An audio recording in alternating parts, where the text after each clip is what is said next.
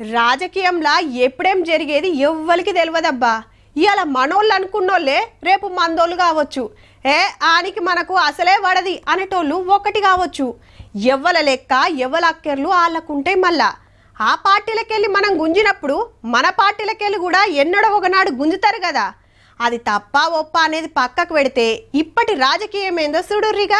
Jumping ఎమ్మెల్యేల కేసును జప్పు నడిపియాలని supreme court order మునం పెట్టి స్పీకర్ సారు విచారణ. అన్నిద్దరు రాజీనామా చేస్తారు. 2 నియోజకవర్గాలలో ఉప ఎన్నికలు వస్తాయనే పుకారు వినవర్తున్నాయల్లా మన కవితకు ఒక కొత్త ముచ్చట చెప్పిందుల్లో. బీఆర్ఎస్ నుంచి అందరు కాంగ్రెస్ లో పోతారేమో అని డౌట్ వస్తుంది నాకు. ఎందుకంటే ఇప్పటికే నిన్న రంగారెడ్డిలో తిరుగుతుంటే 2-3 ఎమ్మెల్యేలు చెప్పంతురు కాంగ్రెస్ అని తెలిసింది నాకు. ఏమైతుందో జూబ్లీస్ ఎన్నికల తర్వాత అనుకుంటే ఒక్కొక్కరు అటు ఇటు డిస్కషన్ చేస్తున్నట్టు అనిపిస్తుంది. అగనట బీఆర్ఎస్ ఎమ్మెల్యేలు కొందరు కాంగ్రెస్ పార్టీలకు వచ్చే కోపం ఉందట. జూబ్లీస్ ఎలక్షన్ల కారుకు మళ్ళీ టక్కర్ అయినాక అక్క తెలంగాణ అంతా తిరిగి అందరితోటి మాట్లాడుతుంటే అందులో గీముచ్చట కూడా తెలిసిందట. అయితే మొన్న కాంగ్రెస్ పార్టీ గెలిచినాడే కాలరకెళ్ళి ఇంకో 10 మంది ఎమ్మెల్యేలు జంప్ అనే వార్త గిరికలు కొట్టేంది. దీనికో లెక్కుంది. బలం లేదు బలగం లేదనుకున్న సిటీలా చేయి గుర్తు బంపర్ మెజార్టీ వచ్చే వరకు పట్నంలో కొందరు గులాబీ ఎమ్మెల్యేల నజరు గాంధీ భవన్ దిక్కు మారిందట.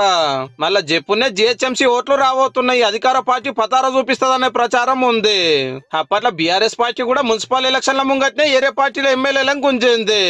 అధ్యక్షుల వారు అస్త్ర సన్యాసం చేసినట్టు ఫామ్ హౌస్ లకెళ్ళి బయటకు వస్తలేడు. కవిత కెలిపాయే. రామన్న చుట్టూరా కేసులు మోపాయే.